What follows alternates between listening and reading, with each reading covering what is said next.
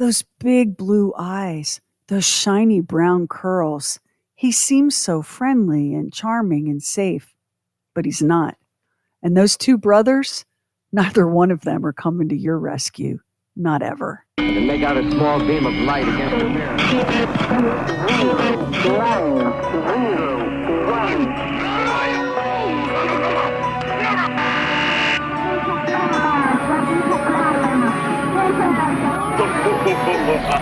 True weird stuff. People Magazine investigates surviving a serial killer. New episodes are dropping on Investigation Discovery, and you can binge the series streaming on Max. And once again, we sit down with our friend Alicia Dennis with People Magazine to take a deep dive, not into the psychology of these perpetrators, but into the incredible courage and resourcefulness of the women who survived. When I think about the 1970s into the 1980s, I mean, even the FBI acknowledges that was like the peak heyday of the American serial killer. And in some ways, it was their time to shine because we didn't really have DNA the way that we have now. We didn't have the same level of forensic science that we have now. So when I think about a perpetrator like Bruce Lindahl, I mean, it was really after his death that many of the people who had brushed up against him realized that they had brushed up against a serial killer.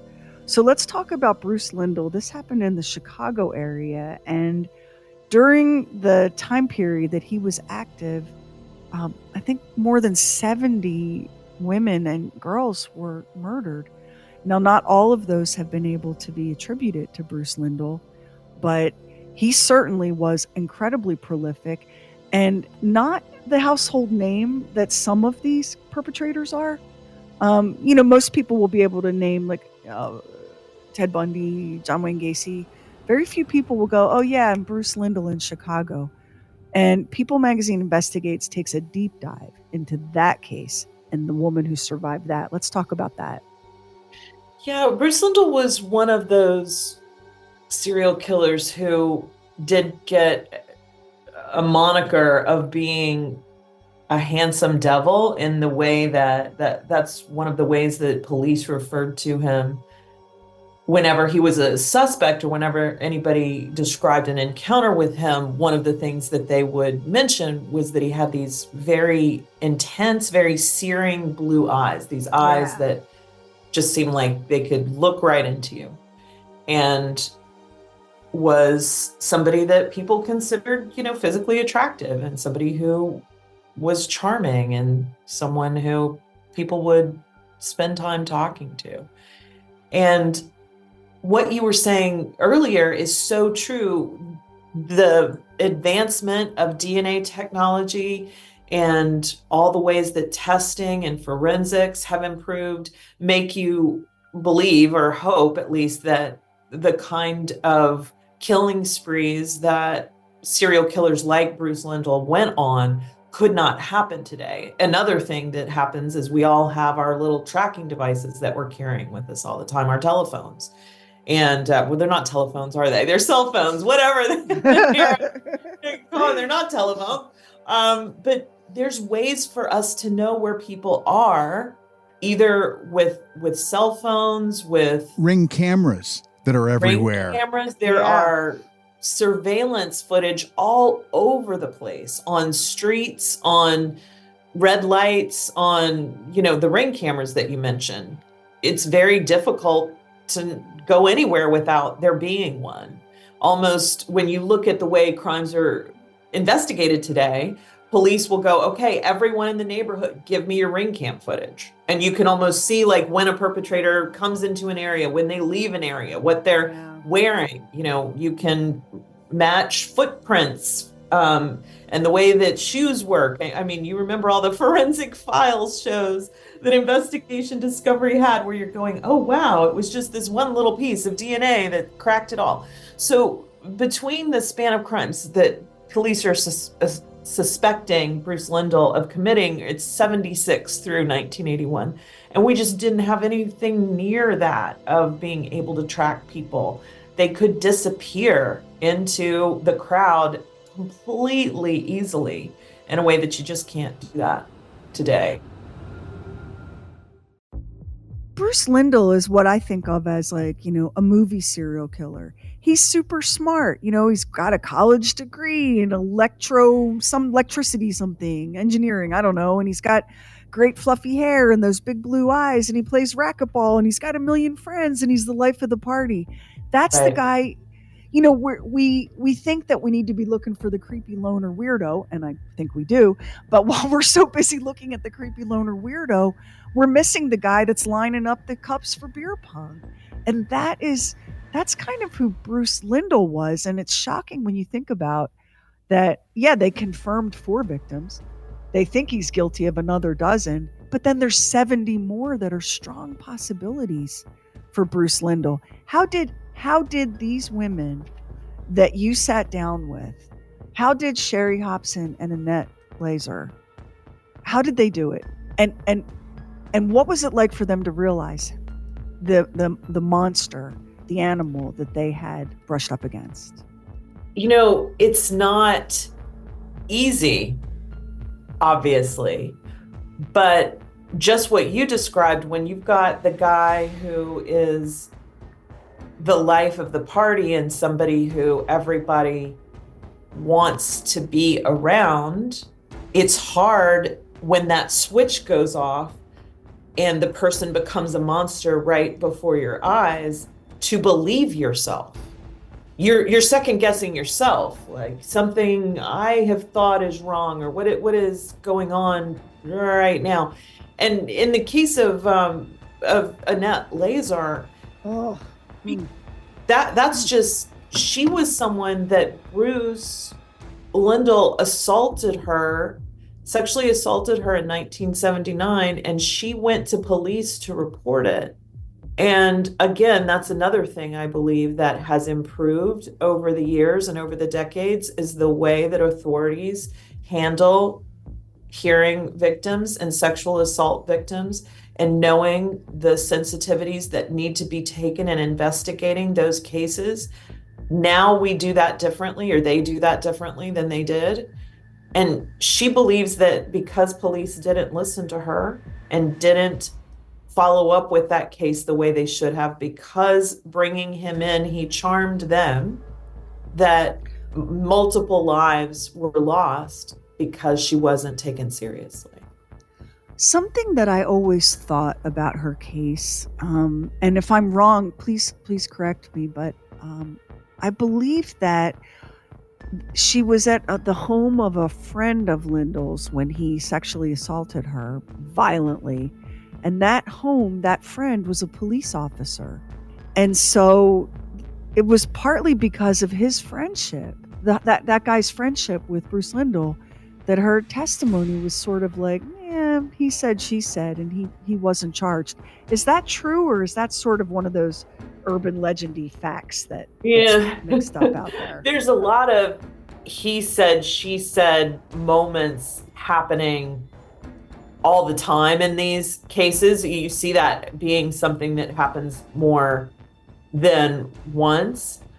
But because she had been, and I don't think that that's necessarily, I could be wrong, Sheri, but I don't think that's necessarily the case in what was happening with her.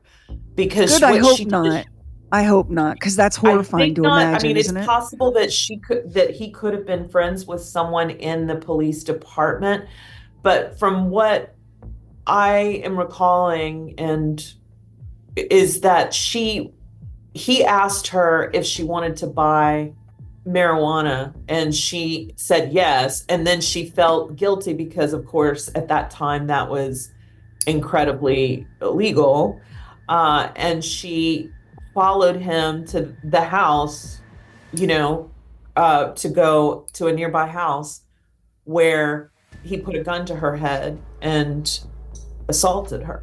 When she told police, they just didn't believe her. And when he came in and kind of tried to smooth it all over, like, why were you there? Why did you go there? It made it difficult for her to explain it all. It wasn't followed up in the way. Did Annette, did you all You know what? talk Let me go back a little bit. Yeah, Sheri. go. You don't mind? Is that he did live with a cop? You were right about that. He lived. The police officer was not involved in this assault or knew about the assault necessarily, but a police officer was his roommate. And how convenient. when she said, "I'm going to call police. You can't do this to me," he told her, "Go ahead and do it. My roommate's a police officer. Nobody's going to believe you. Do whatever you want. Nobody's going to believe you." At what point did Annette realize who had assaulted her and how close she had come to being the victim of an incredibly prolific serial killer? It wasn't until some time later when it was discovered in this neighborhood where a woman who had lived down the street from Lindahl was loading her kids into a van, and a naked woman came running toward her asking for help. And that was another one of Lindahl's would-be victims, or someone who he had attacked, but that he had not killed. And every time, it's like when we talk to police here in this case, there are so many times that they just can't believe that they didn't capture him when they could have and maybe save some people. Because every time people would go to the police about this, there was always some understanding that there was a misunderstanding. And it wasn't until later, when he was finally arrested and his home was searched, that she realized how awful and how extensive his crimes had been. And that, Annette was faced with just how many people there were. What's interesting about him, he started killing the year after John Wayne Gacy was caught. And a very similar situation where people went to the police and the police blew him off. And so many lives could have been saved. Yeah, so many. And that's something that haunts police officers when we talk to them in this series, because this happened sadly in more than one case, where had a victim been listened to, had it been investigated differently and investigated in the way that it would be today, that it wouldn't have continued the way that it did. And so I think that there's a lot of regret.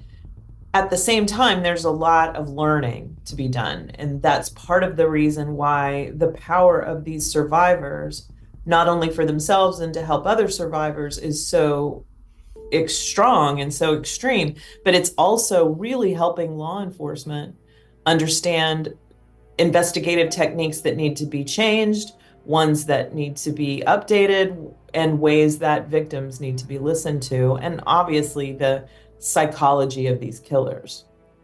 And we have a lot of work to do still on the way that we process and evaluate victims.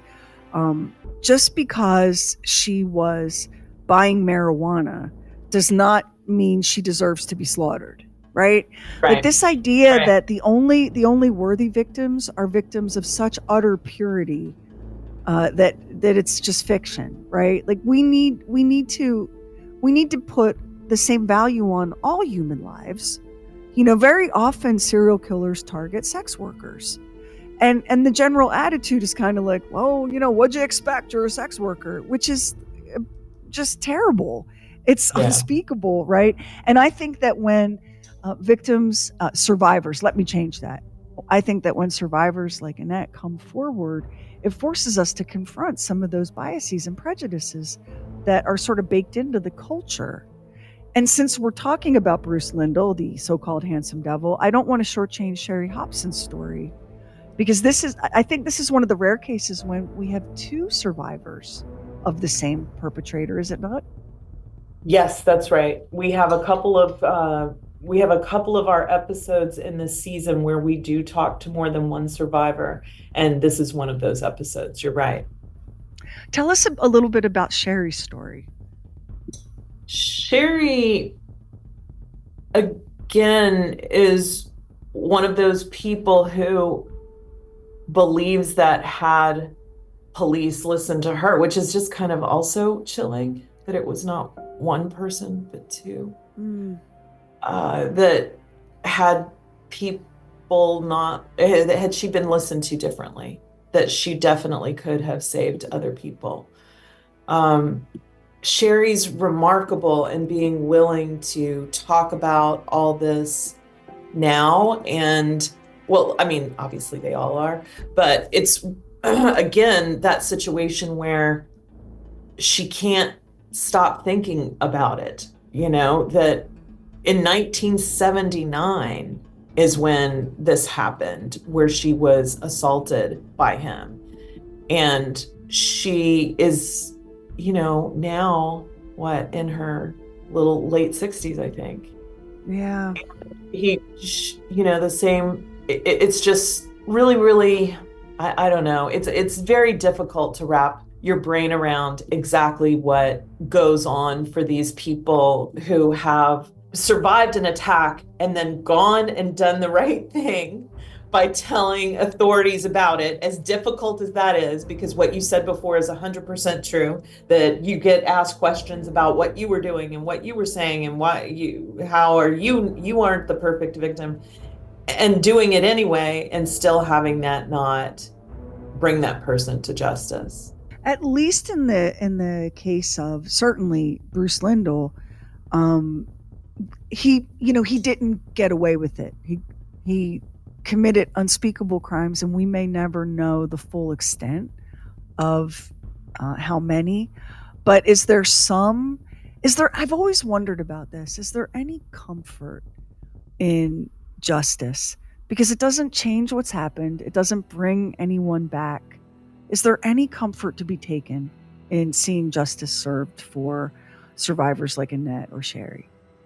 I think that's such a good question, because of course there is some level of feeling like the world is safer and that no one else out there will experience that particular monster, and that particular person won't be out in the world any longer. It's interesting, though, because some people that you talk to, the justice on some days feels hollow to them because the pain has remained for them. And it doesn't take away what happened. What happened is still very real.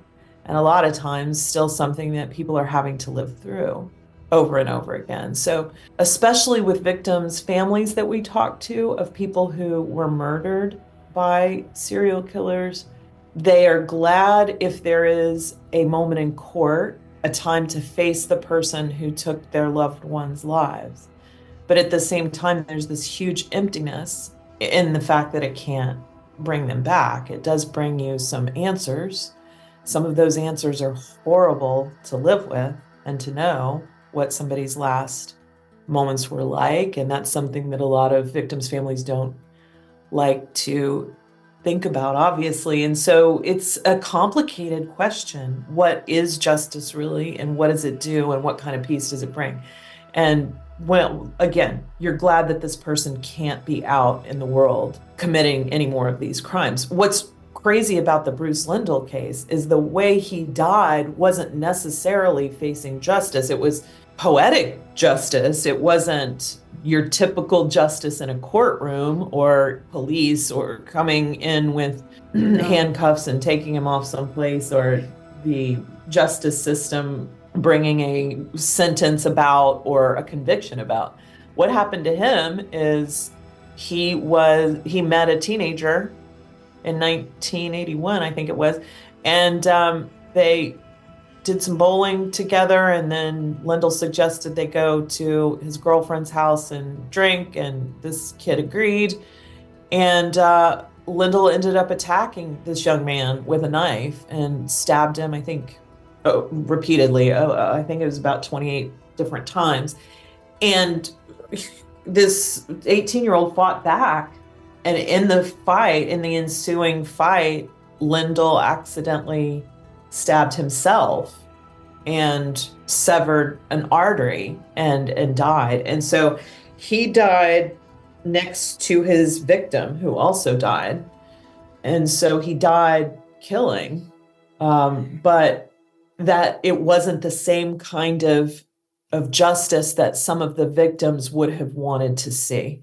And some of the victims thought should have happened, especially when they had gone to police to report him. You know, when we think about these perpetrators, these violent, deeply disordered perpetrators, one of the most chilling cases for me is the Cook brothers, and I'll tell you why. I feel like, okay, here's a maniac, and clearly there's no talking to this person. I look into his eyes, there's nothing there. This is a soulless skin suit. But here comes his brother. Perhaps he can be reasoned with, only to find out that you are confronting a pair of empty skin sacks bent only on destruction and mayhem and pain. The Cook brothers, of all of the cases, I don't know why it is, Alicia, and maybe it's just me. I can't make it make sense. I cannot make Anthony and Nathaniel Cook make sense. I hear what you're saying, and I agree with you. It's already impossible to imagine the horror that these survivors go through when they're facing one serial killer. In the case of the Cook brothers, this is incredibly rare. You just don't see serial killers working together very often, and you don't see siblings very often. And to have this, as you said, this double evil, how is escape even possible at this point, where you're thinking it's already impossible to escape one person? How do I escape two? And when we talk to the survivor in this case, Cheryl Bartlett Fann, it's exactly the way that you describe, where when she and her fiance are initially abducted and the assault begins, when this next person comes into the room, she immediately thinks, oh, it's over now. We've been saved. Someone has come to save us, and this person will reason with this other monster who is not reasonable at all. And now finally things are okay. And to have that realization that, no, this person is also part of this horrible attack is just, it's so frightening and so nightmarish, and you would think would make someone completely give up hope, of course, but somehow Cheryl manages to survive this. And when we talk to her in this episode, Sheri, she goes back to the place where this happened to her and her fiance and relives it with the intention of really taking back her life and taking back her story. And she says, even in the show, as she's walking in that area, it's all coming back to her, like the hair on the back of her neck stands up, and she just feels the evil in the space without them even being there. When I think about her, I genuinely cannot imagine what hidden reserves she had that she was not even aware of, that enabled her to survive this. Because in the midst of absolute abject terror, to have hope appear and then so cruelly taken away, the blow of that, I don't know how a person does that. I don't know how you come through that. And again, I know that it had to be, she just trusted her gut and her instincts and behaved in the way that seemed like this is the way to go in that moment. Can you put yourself there and imagine that? I have before, and it's so frightening. It's just so awful, all of it, where, from the moment that this attack starts to the moment that someone else comes and you think it's over and then it isn't. It's just so impossible, right? It's just so impossible to wrap your brain around. And Cheryl just felt like she had to live. And that's one thing that we see similarly with some of these other victims that talk to us about those moments is she believed, that she would likely die, but she refused to accept it. She's like, I can't. I have to live through this. I have to. Did she talk at all about so of the two Cook brothers, Nathaniel and Anthony, Nathaniel was paroled, I believe it was in, I want to say 2018. They paroled him. He cut some sort of a plea deal with prosecutors, and he got out ahead of his brother. I, what is it like to know that this monster is going to be free? And how do you make peace with that? I think that's a really difficult thing to do, because as much as we understand the tool of the plea deal and the plea bargain and how valuable of a tool it is for law enforcement to be able to bring really important answers to other families and to be able to solve other outstanding crimes, at the same time, there's this part of you that's like, no plea bargain could ever equal what I suffered or what I went through. And I know a lot of times authorities do spend time with victims and their families to find out how they might feel about a plea bargain and what that's going to do. But just that idea that someone who had attacked you and changed your life forever in the most cruel of ways, in the most horrific of ways, now gets to walk out and, drink his coffee and read his paper and live a life outside of jail, when he's the reason that you're imprisoned in a way in your own life.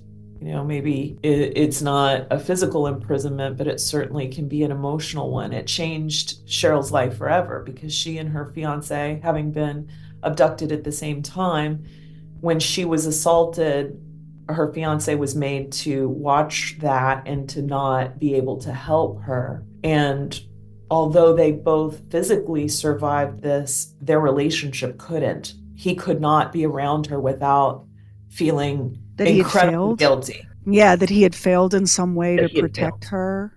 Yeah. That he'd failed, and it would just replay for him. He could not be around her without that happening.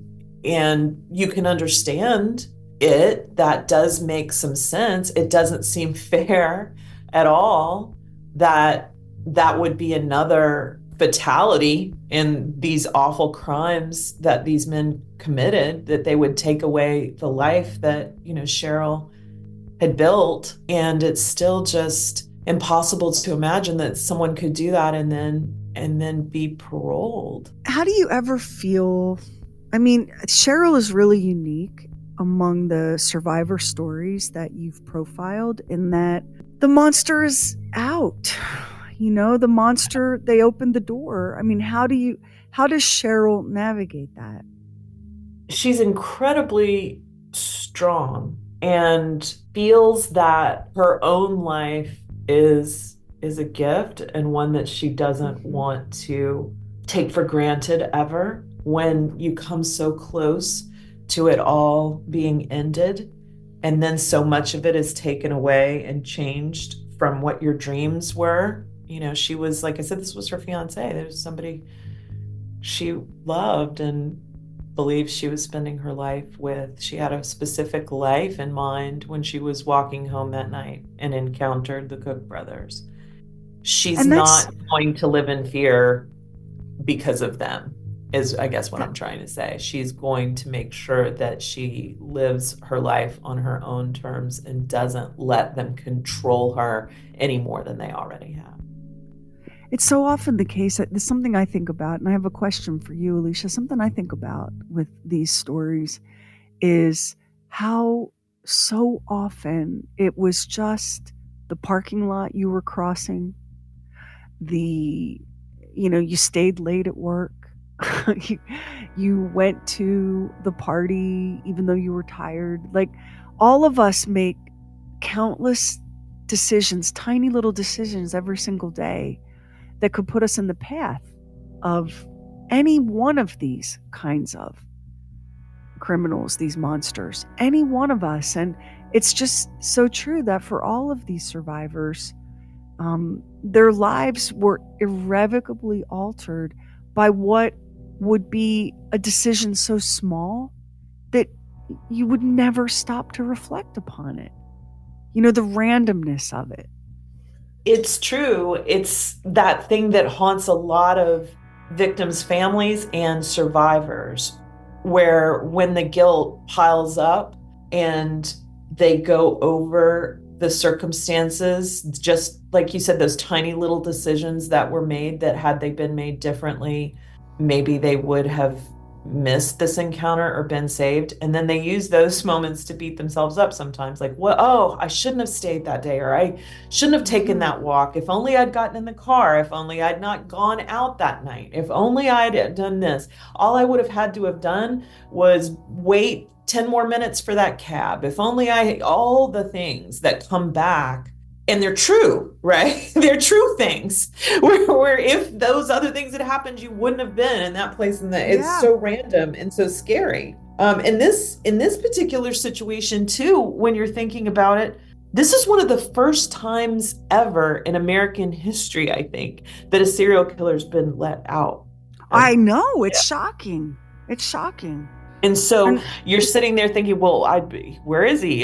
Should I not go here? Should I not go there? Once I went on a walk at night with my fiance, my whole life changed forever. So maybe I shouldn't do anything. And so you have to get past the what ifs in order to live your life. You can't, and people talk about this being a huge, huge process to get through. Almost like if you have an intense car accident, a very serious one, it's very difficult to get behind the wheel of a car again. Certain sounds will bring you right back to that, certain moments, certain smells. And I think you and I have talked about this before. It's the same kind of thing for survivors, where a certain smell of a cup of coffee that you drank that night right before you encountered this person. These are things that you wouldn't know were triggers that can very easily be triggers and make you a prisoner of your own life if you don't find a way through them. So now, Alicia Dennis, I have a question for you. I know that it's not possible to submerge yourself in the stories of these survivors, to hear them tell you in their own words what this journey has been like and not come away changed. So this had to be an extremely wrenching and difficult project to take on. Really painful conversations to have. And although you have your journalistic objectivity and the professional role that you can occupy that protects you from some of it, I just don't see how it's possible as a human being and as a woman to go this deep and not come away altered. Would you say that this journey has changed who you are a little bit? Yes, I would. And I would say, in a way, almost every story that I'm a part of or that I work on and that our teams work on at People does change me in a way. It opens up a new perspective. It shows sometimes a new point of view. It doesn't even matter how big or small those moments are. It's part of the reason that I wanted to be a journalist, is getting to ask all the questions that otherwise people would say, you're really annoying, please stop asking questions. And you got to ask questions for a living, right? And so but in cases like this, where we are delving so deeply into the stories of victims in these dark, dark places, I think that for me, the survivors having this moment of this being their story, and while the serial killer's story is interwoven in this, of course, it's not about the case from the serial killer's point of view or from the way that that individual perpetrated these horrific crimes. They're from the point of view of these survivors who are showing us not only what they did in that moment, but what they've done in all the moments since that have made it possible for them to be alive today, and in some cases, thriving or on the path to thriving. And so those are stories that I'm so glad these people trusted us with, and that our teams were so good at getting sensitively. And I think that these are the stories that are going to change not just me for participating in the telling of them, but everyone who watches them and hears them. To see these survivors come through this, it is such a powerful affirmation of humanity in the most inhuman circumstances. And I think they not only are so courageous to go public, but I do think that their willingness to be open and to take you on that journey with them, I think that they, and maybe no one but them, has the kind of power to change the way we think about these cases, to change the way we think about victims, to change the way we think about prosecuting. And we're at 2024, and we've come a long way in terms of putting the victim on the stand and test and making the victim defend why they deserve to be considered a victim, what they were wearing, where they were, what they were drinking or not drinking. I think we have come a long way, but we still have a hell of a lot of distance in front of us. And to see these survivors, to see these women come forward and step into that light, I don't know that they even understand the magnitude of the impact that has on the bigger picture. What do you think? You're right. Yeah, I think you're absolutely right. And I don't know that they ever will exactly, but hopefully when they come to us and they work on these episodes with us, they are not, at that time anyway, seeing the whole full episode, which includes law enforcement and includes other people talking about the case. And so I really feel in some of these situations where the law enforcement is coming forward and saying, we wish we'd done this differently, we wish we'd listened, and being very emotional about it, that there's some validation and some realization for them that by them sharing it, they are changing things in the world. They are changing the way that these cases are handled. And so hopefully they feel it, and hopefully they see it even when they see the episodes.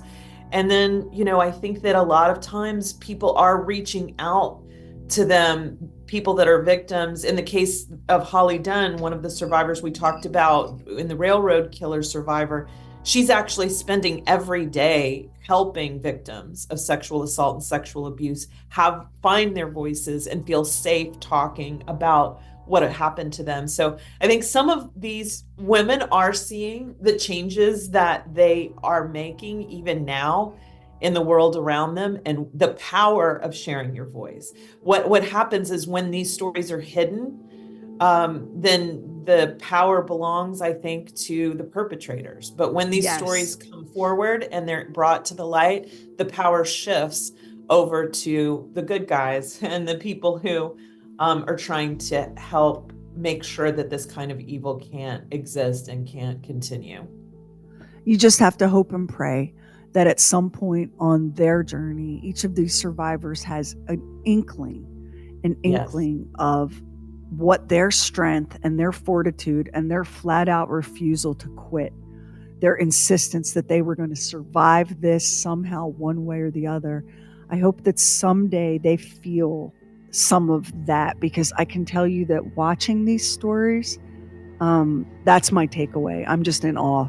I am in awe of the depth of courage and decency and human goodness inside each one of the survivors that you've profiled in Surviving a Serial Killer. And I so appreciate your time to sit down and really take these stories apart and walk us through it, because we do live in a culture that glorifies the perpetrator. And we need to flip that narrative. We need to make sure that the hero of the story is not the bad guy. Absolutely. Alicia Dennis, thank you so much for joining us, and we will definitely check in with you on your next big project. I think you probably need a long weekend in a bubble bath before you dive into that one. And we'll post all the links on our website. You can definitely, if you're behind, if you've missed an episode that we've talked about, all of People Magazine Investigate Surviving a Serial Killer is streaming right now on Max. So you can binge or you can catch up on an episode that you've missed. Alicia, take care. Be well. Thank you so much for chatting with us. Thank you. We want y'all to be so careful out there. Watch your six. Listen to that inner voice that tells you when a situation is not a good place for you to be. And we really appreciate you listening. And we hope that you've enjoyed this journey with Alicia Dennis and People Magazine as much as we have.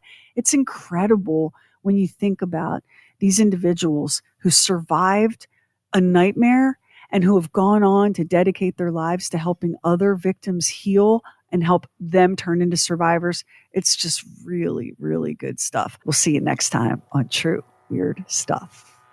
And if you listen to us on Apple Podcast, hit the plus button in the top right corner, and now it helps an independent podcast like ours to get discovered. And we really appreciate it if you subscribe, rate, and review True Weird Stuff. Hit our website, trueweirdstuff.com, for show notes and photos and videos when we have it, and bonus content. Everything True Weird is waiting for you at trueweirdstuff.com. And follow True Weird Stuff on Instagram and Twitter. True Weird Stuff is a Now Media production. Our executive producer is Anthony Garcia. The show is written and hosted by me, Sheri Lynch, along with my deeply weird director, Max Sweeten. Our equally odd producer is Carrie Bowser. Additional production by the mysterious Stephen Call. Our digital witch and social media cult leader is Heather Furr. Original graphics by Kevin Nash. Original artworks by Olivia Axlin. True Weird original music composed and performed by Jack Griffin and Zane Nash.